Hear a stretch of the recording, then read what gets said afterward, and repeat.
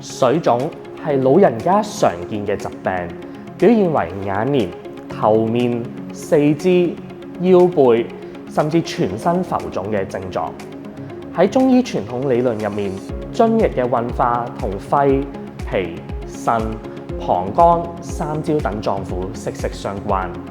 隨住年紀漸長，老人家嘅身體氣血、臟腑功能漸漸衰弱，容易出現腎失主水、脾失主運化、肺失主通調水道、膀胱失主氣化津液等等，導致津液停滯、水液泛濫肌膚而形成水腫。尤其是老人家多見腰背同埋下肢嘅水腫。水腫嘅患者除咗需要飲食均衡之外，亦都應該低鹽飲食。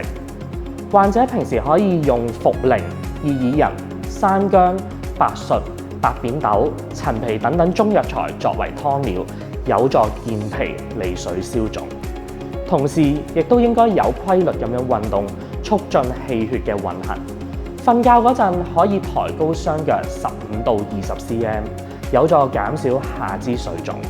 並且每日應該記錄飲水嘅量同埋排尿嘅量。